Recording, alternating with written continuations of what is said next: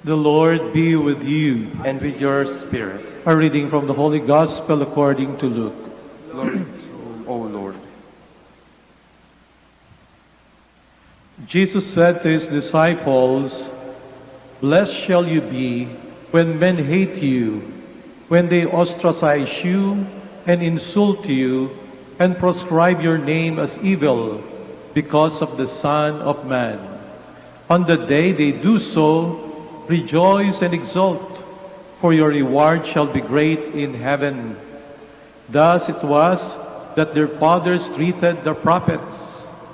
But woe to you rich, for your consolation is now. Woe to you who are full, you shall go hungry.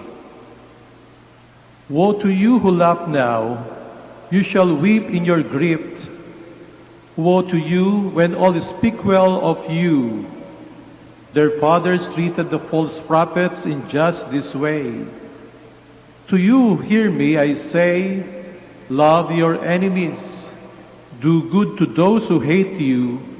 Bless those who curse you, and pray for those who maltreat you." My dear sisters and brothers, the Gospel of the Lord. Praise to you, Lord Jesus Christ. Please be seated.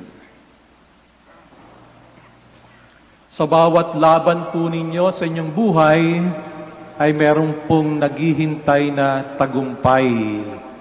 Mga minamahal na kapatid sa ating Panginoong Jesucristo, kamakailan lamang po, ako po'y labis na tutuwa sapagkat ilan doon sa mga estudyante namin dati not so long ago sa San Lorenzo Ruiz Parochial School sa Dagat-Dagatan, bata pa sila noon, ngayon po'y nakita ko sa Facebook nag-post, ay nakapasa na po sa bar exam, lawyer na.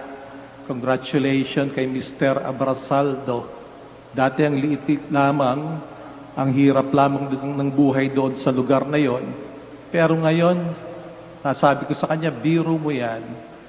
Ikaw ay certified, no? Na lawyer na, kumpanyero ang tawag nila. At nakikita ko rin po sa social media na napakarami nagpo-post ngayon ng mga estudyante na nakakapagtapos. Suot-suot yung kalang medalya, nakatoga, proud ang parents. Sapagkat ang mga batang ito ay dumaan sa pagsubok at dahil sila'y dumaan sa pagsubok at nakapasa, meron silang reward, meron silang award na natatanggap. Sa ating simbahan, ang ating pong mga santo ay merong pong iba't ibang labanan na pinagtagumpayan. At dahil sila'y nagtagumpay, ilalagyan din po sila ng korona sa ulo. Kung papansin po ninyo, meron silang halo, aureola, o korona. At ito'y tanda na sila'y merong labanan na pinagdaanan. At sa labanan na ito, sila'y matagumpay. Yung iba'y tinatawag natin na mga virgins. Sila'y nakipaglaban sa buhay nila na panatilihin ang kalinisan sa kanilang isipan at sa kanilang katawan. Sa lipunan ngayon, maaring makita pa rin natin ang pangailangan sa labanan na ito. Yung hamon na sa kabila ng maaring masamang bagay na nag-uudyok sa atin, nais natin na manatili tayong malinis sa pag-iisip, malinis ang ating puso, malinis ang ating pangangatawan. Kapag ka napagtagumpayan natin yan, tinatawag sa ating simbahan ng mga virgins. Yung isang labanan naman ay yung laban sa kamangmangan. At tinatawag natin yung mga nagtagumpay dyan, yung mga santong napakahusay magturo, ng mga doktor ng simbahan. Sabi ni St. Thomas Aquinas, ang kalang labanan na pinagtagumpayan is a fight against evil. Evil in the mind and heart. Sapagkat yung kamangmangan, pwedeng maituring na isang kasamaan. At yung kasamaan ay pwede lamang malunasan sa pamamagitan ng pangangaral, sa pamamagitan ng pagtuturo. St. Thomas Aquinas ay napakahusay na mangaral, napakahusay ng kanyang mga turo. Tinatawag natin siyang angelic doctor. At siya'y matagumpay hanggang ngayon. Tayo nakikinabang sa kanyang mga aral. Yung pangatlo ay yung santo na napakahirap ng pinagdaanan sapagkat ang kanyang labanan ay talaga namang lumatay sa kanyang katawan. Ang hamon sa iyo ay ipaglaban mo, maging saksi ka sa iyong pananampalataya hanggang sa kamatayan. Ito ang pinagdaanan ng aming kapatid na si St. John of Colon, isang martir sa simbahan, at yung mga iba pa niyang kasama, mga Franciscans, Agustinian, secular priests. Noong panahong 1572, merong persecution doon sa Holland, may isang lugar na tinatawag na Gorkum. At malapit sa lugar na yon, si St. John of Colon ay isang parish priest. Nauna nang pinersecute, hinuli yung mga clergy doon sa Gorkum. Sila'y nakulong, at labis ng pinapahirapan. At nabalitaan ni St. John of Colon na sila'y na-deprive ng spiritual benefits. Di sila makatanggap ng mga sakramento. At ito naman si St. John of Colon ay napaka-zealous, na ibigay ang sakramento ng simbahan. At siya ay nagbalak na pumunta roon. At pumunta nga siya. Isang araw meron siya sa kanyang tumawag na kailangan ng binyag ng isang sanggol sapagkat siya'y kilala, doon sa kanyang inclination na magbinyag ng mga sanggol. Kanyang pinagbigyan kahit na alam niya na malalagay sa panganib ang kanyang buhay. Siya'y malaya. Pero pumunta siya sa lugar na yon para magbinyag.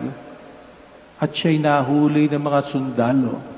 Siya'y ikinulong at kasama ng iba pang mga clergy, pinahirapan sila ng todo. Yung iba'y binitay, yung iba'y tinadtad ang katawan. At nakasama siya sa martyrdom na yon, July 9, 1572. Maaari siyang makatakas, pero hindi niya ginawa. Naging saksi siya sa ating pananampalataya.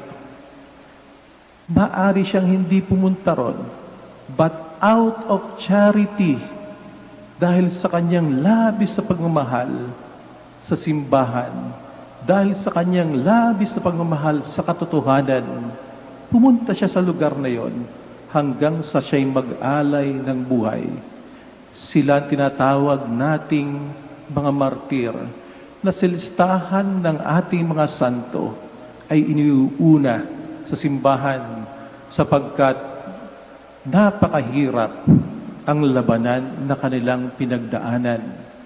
Kung titingnan po natin ngayon ang ating lipunan, bawat isa po sa atin ay maaaring dumaraan sa iba't ibang labanan.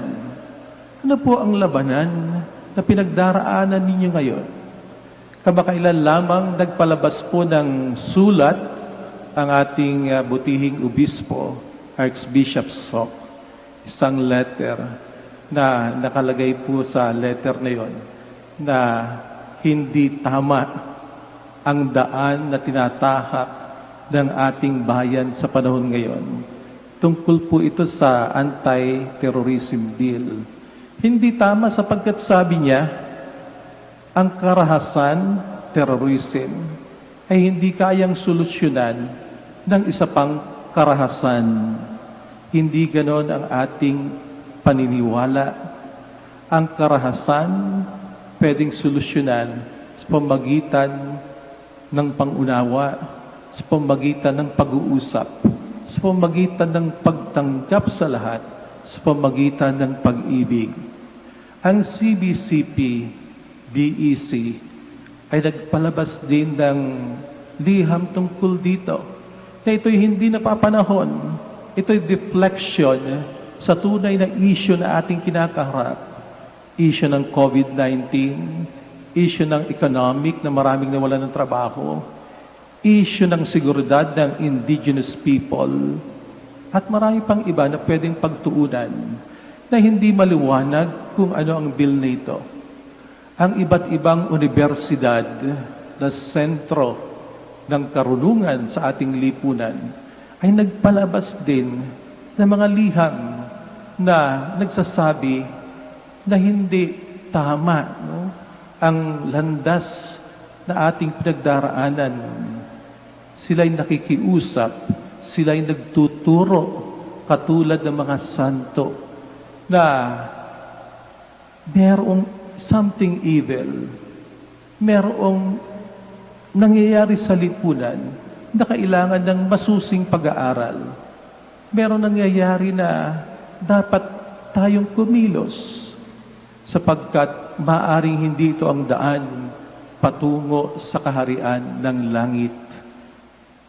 May pinagdadaanan tayong labanan sa araw-araw ng ating buhay. Kayo po, ano po ang inyong laban sa tuwing bumabangon kayo sa araw-araw? Maaring simpleng laban yan, laban sa kahirapan. Maaring simpleng laban yan sa pagkihamok ng buhay. Subalit kung atin pong itong gagawin na kaugnay sa ating pananampalataya, kung gagawin po natin ito, alang-alang sa Panginoong Diyos, hindi mo lang laban yan. Yan po'y laban ng simbahan. Yan po'y laban ng Panginoon. Yan po'y laban nating lahat. At nagiging very meritorious. Magkakamit ng tagumpay ng duro ng grasya ng Panginoon.